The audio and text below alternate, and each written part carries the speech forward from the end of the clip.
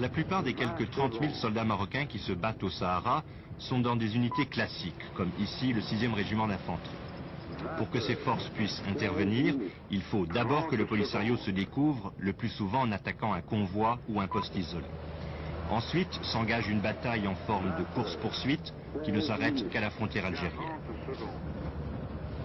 Face aux attaques surprises, à la mobilité du Polisario, l'armée marocaine est donc condamnée à multiplier les grandes opérations comme celle-ci, à multiplier les garnisons isolées qui offrent autant de cibles.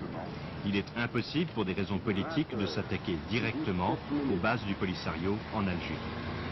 Alors, comme si souvent dans les conflits opposant des guérilleros à une armée classique, une solution purement militaire semble impossible. Ni les Marocains ni le Polisario ne peuvent remporter une victoire définitive par la seule force des armes. Pour que la guerre du Sahara cesse, il faudra une solution politique qui paraît, aujourd'hui encore, bien lointaine.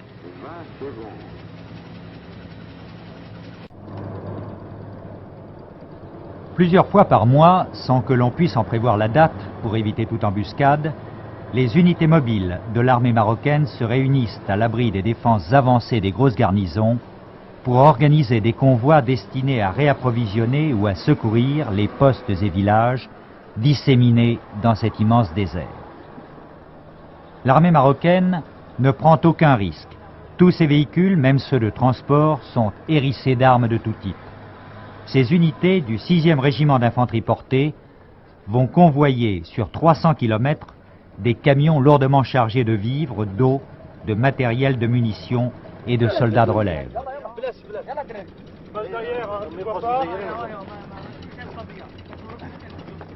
De 3 à 500 véhicules vont s'ébranler à l'aube sous la protection d'hélicoptères. Le travail de leurs pilotes sera rendu difficile à cause de la poussière et du vent de sable. Ils devront coller au convoi pour ne pas le perdre de vue, mais sans descendre trop bas pour éviter de soulever des nuages supplémentaires de poussière, ce qui pose le problème de l'entretien du matériel. 300 km, dont les 3/4 seront effectués sur des pistes, mélange de raies caillouteux parsemés d'épineux et de dunes.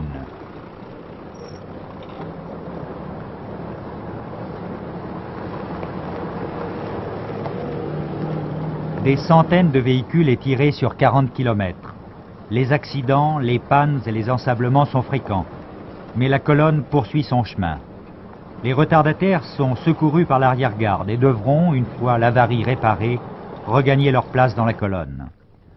En cas de crevaison, ce qui arrive souvent sur les épineux, on soulève le véhicule à la main pour changer la roue et l'on repart.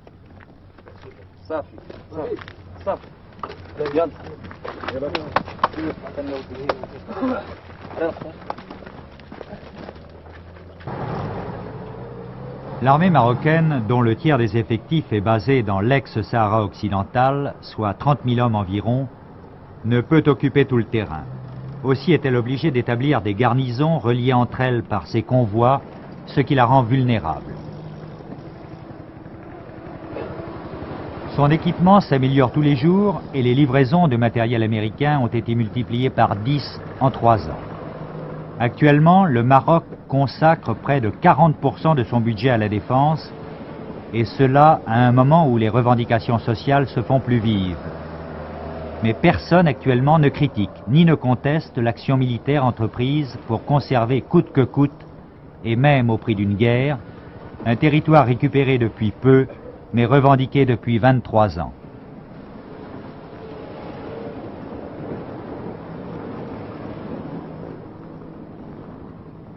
Cette guerre subversive à laquelle est contrainte le Maroc, il la jouera avec toutes ses armes, persuadé cependant que la solution de ce conflit ne se trouvera pas sur le terrain, mais dans une entente avec ses voisins, l'Algérie et la Mauritanie.